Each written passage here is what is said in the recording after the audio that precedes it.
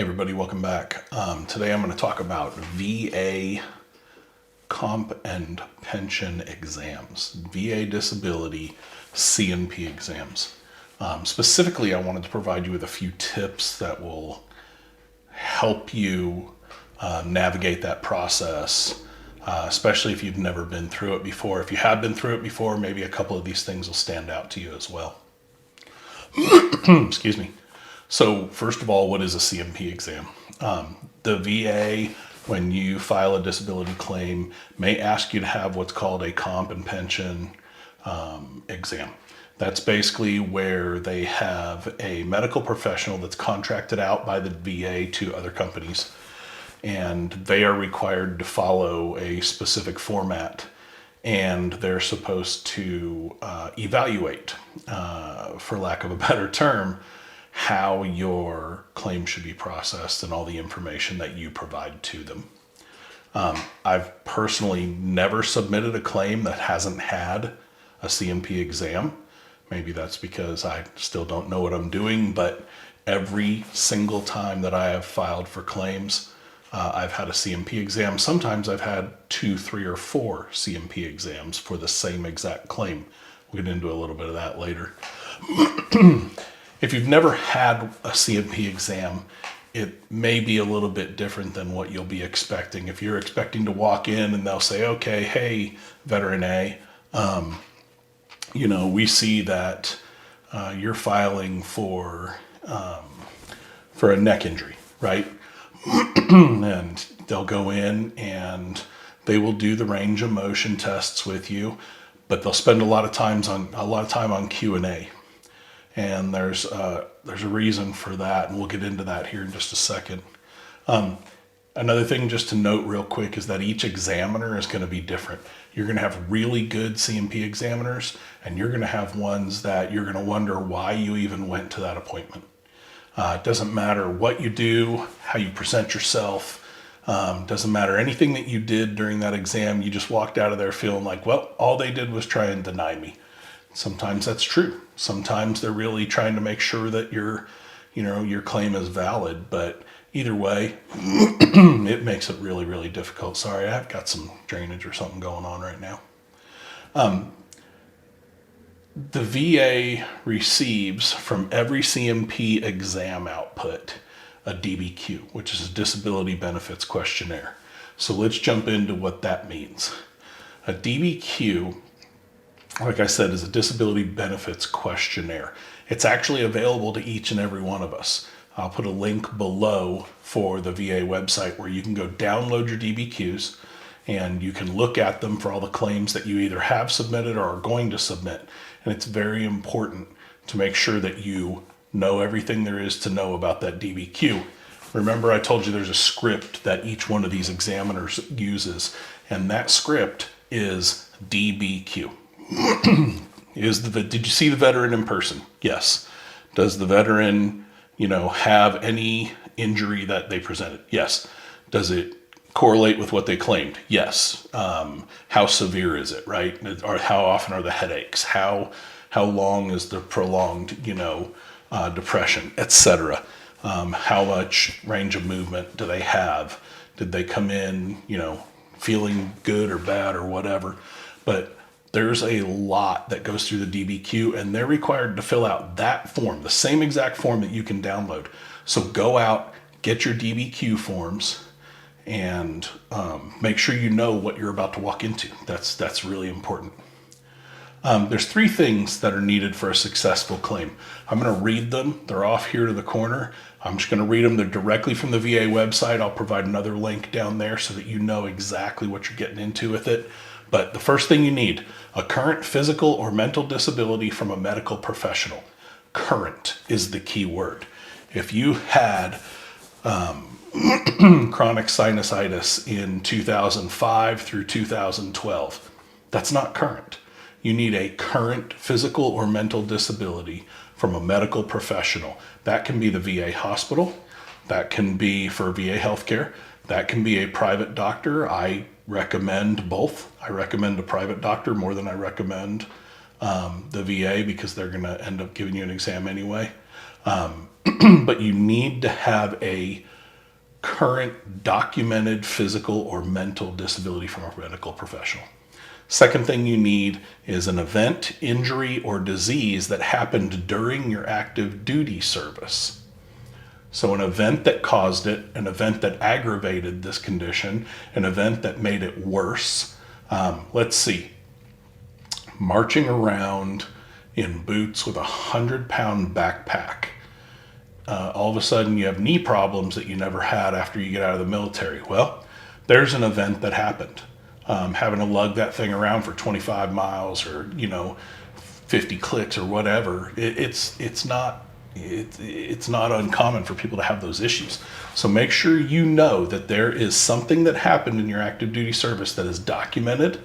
And this is why I tell people who are still in the service, and if you have friends in the service, tell them, stop with the stigma of going to sick call. Go see them for everything possible, as much as possible, because when you get out, it's going to make your claims that much easier.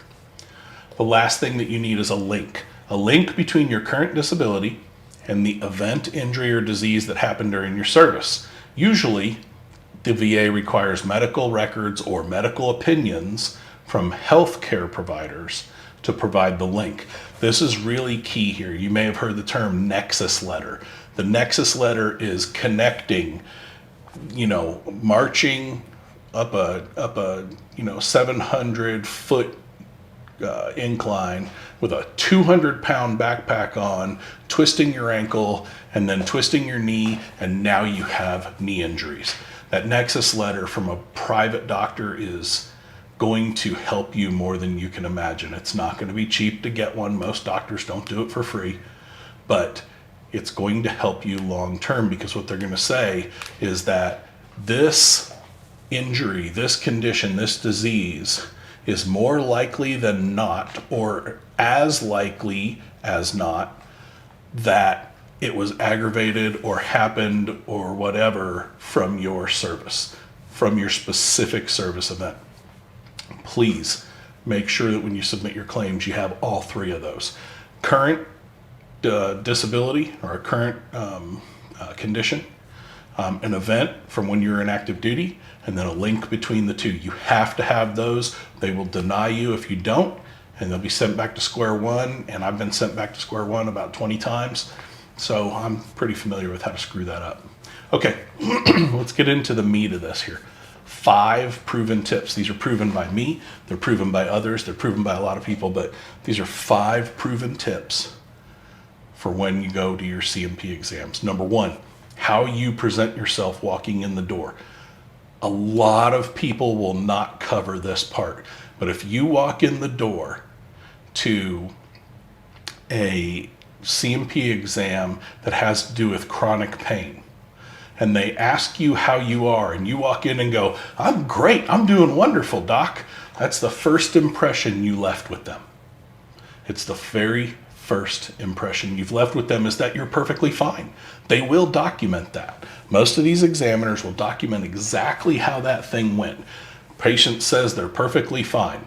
Instantly, it's going to be hard for you to prove your claim. Now, you don't have to go in and say the sky is falling and, I'm super uber depressed or whatever. But there's a couple things that you can really say. One of them is, well, some days are better than others. That's a very simple statement.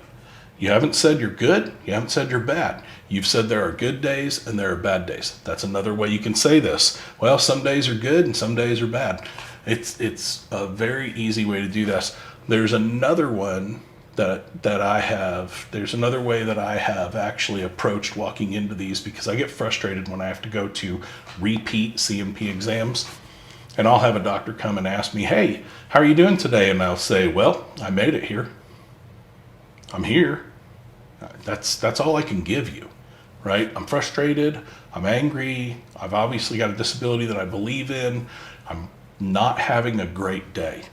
Don't oversell the fact that you may be doing okay most of the time. Make sure that you are clear. Some days are better than others. And if we're all honest with each other, that's not any kind of stretch of the truth. There are always days that are better than others and days that are worse than others. So let's keep that going. The next thing you need to do, you need to know the tip. Everything, we're going to go back to this. Everything is related to the DBQ. Before you go to your Comp and Ben's exam, and actually I prefer if you go out and you look at your DBQ and understand it fully, know each of the questions that are on there, know what they're going to ask before you even put your claim in. But if you've already put your claim in, you're waiting for a VA C&P exam, read that DBQ. I promise you, if it says, how long have you had headaches on that paper, that examiner's going to go, how long have you had headaches? And if you say, well, for the last 2 months, 2 months is going to be their answer. How long do those headaches last? An hour. Okay, 1 hour per headache. How often do they happen, right? When's the last time you had one? All of that is critical information, and it's all read directly from the DBQ.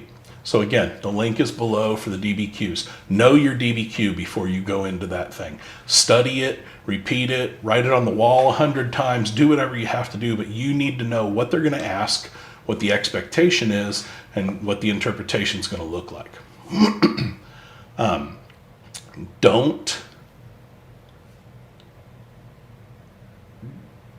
Let's back up a second. Be vulnerable. Don't be scared to be who you are. This especially applies to the mental health ones. To mental health claims, be vulnerable. If you say, yeah, I had a traumatic experience when I was over in Afghanistan, or I was in Iraq, or I was on the flight deck, or I was in an aircraft, or whatever, right? If you had a traumatic event, spell it out. Spell out exactly how you felt at the time. Go back, review that beforehand. Spell out how it affects your daily life now. Spell out, like, there's certain triggers that get to you. Like me, every time I go into an airport, I have anxiety. It's just insane anxiety. And it's hard for me to say that to somebody because I'm like, well, so I get a little bit anxious. Who doesn't get anxious in the airport? But mine's at a different level, and I need to explain that completely, be completely vulnerable with these examiners, because if they don't know, you might as well just say they didn't fill it out on the DBQ, because if they don't know, they're not going to write it down. Be vulnerable. Present your symptoms as they are on the worst days, not as they are on today. If your exam is on Thursday, January 10th, or Thursday, January 11th, and you go in there and they say, well, what are your symptoms? Well, I'm not having any symptoms today. Written down in the DBQ. You just don't want to do that. Okay, what are your symptoms? My symptoms are, I have extreme anxiety every time I go to the airport, and I go to the airport very often. Here are some of the symptoms that come out of it: hypervigilance, profuse sweating, anything that happens that is on your worst day. If I go to the airport on a day where there's a plane crash the day before and I have to fly, my anxiety is just going to be all over the place. You need to show those days. That is what you're trying to convey. Hey, VA, this is what I look like on my worst day. Don't use the words on my worst days. Just, what are your symptoms? Here they are. Here's what triggers them.